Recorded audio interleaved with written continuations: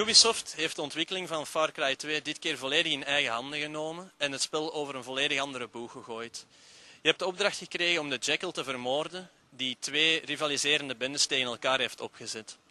Het is nu aan jou om beide bendes tegen elkaar uit te spelen om de Jackal te vinden en om te leggen. If you want to hunt this merchant of death, you must descend into his world. You must become that which you hunt.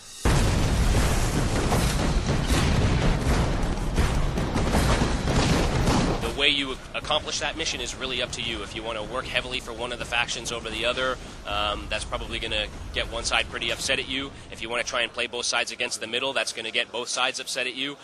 If you want to try and work very, very closely with your buddies, that's going to put their lives at a lot of risk. If you want to try and do it without any friends, well, you'll be on your own and you'll have a real tough go of it, that's for sure.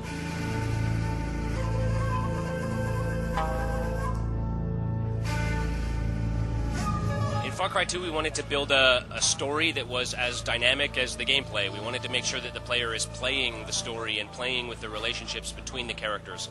The avatar that you choose is chosen from a pool of a dozen buddy characters who then the rest of them go on to populate the script in a dynamic fashion. The warlords, the captains, their lieutenants, all of the major figures in the story are all characters just like the buddies who can live and die, and their relationships are all shifting and dynamic based on who you're working with and who you're working for and the actions that you're taking.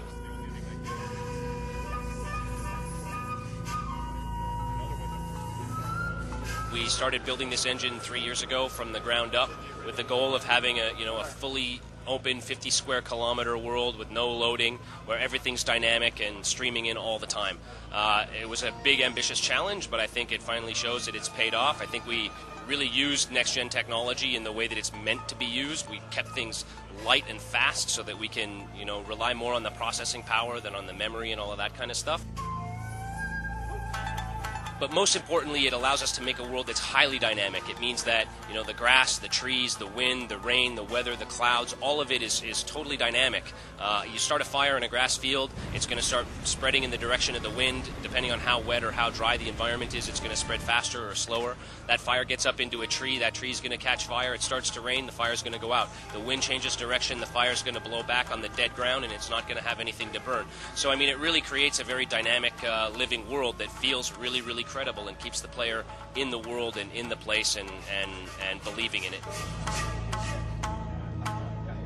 The game is a shooter, right? And it was really important to us to make sure that there's lots of guns, lots of fun ways to use guns. We have over 30 weapons in the game, but probably most important is like everything else in the game, the guns are dynamic. They wear down over time. The more you fire a gun, the more likely it is to malfunction. The longer you have it for, and obviously the more you use it, the faster it's going to wear down. It's going to start to jam. Eventually, if you're persistent enough, it'll just blow up in your hands. All of the weapons, the shaders on the weapons are dynamic. So as you're firing the weapon over hundreds of rounds and thousands of rounds, you're going to start to see it building up rust and dirt and wearing off the paint and chipping and scratching. And you'll be able to tell just by looking at it whether it's time for you to swap out for a new one or find a different solution. Again, it's all part of making the world as dynamic as possible and keeping it really in that gritty realism, ground level kind of visceral gameplay experience. Every man has his prize. Know that for you, that prize may be your soul.